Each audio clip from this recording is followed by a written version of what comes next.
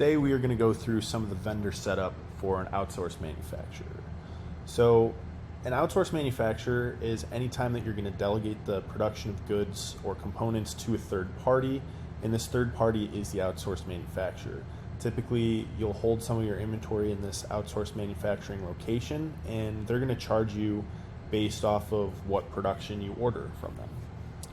So a lot of the vendor fields are very similar, but there are a few important fields to note that this is an outsourced manufacturer as opposed to a regular manufacturer. So the first thing that's important to note is that all of the outsourced manufacturing vendors need to be in the system as locations.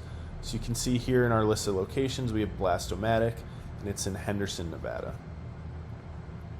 The reason that we need it as a location is because if we want to keep track of some of the assemblies or production that's going on in this location, we need to track it as a location in NetSuite, track the inventory levels and things like that.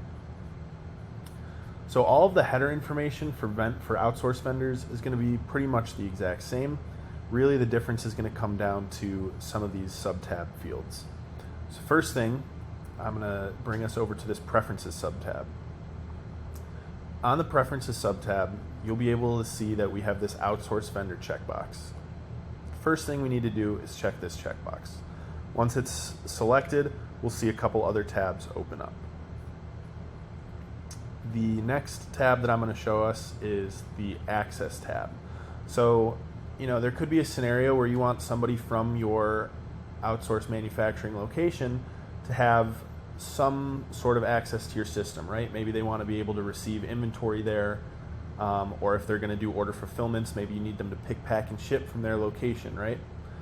So you can set that here by giving them access, similar to how you would give access to any regular NetSuite employee.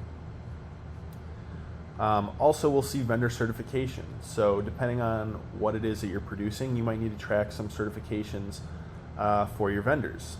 You can add those here. Next, we'll go to time tracking.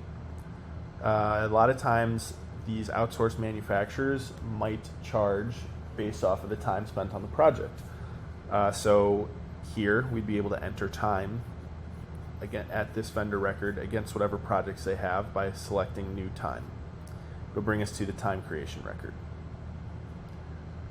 Finally, I want to show this Outsourced Manufacturing tab.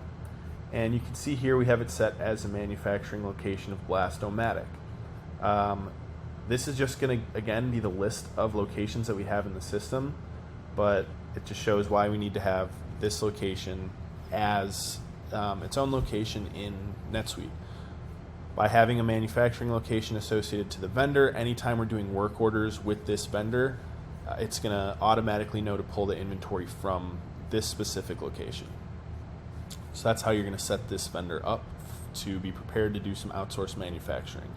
And in the next couple videos, I'll show you, how we can do some of those outsourced work orders, how we can do the assembly builds, and how that's all set up. Thanks.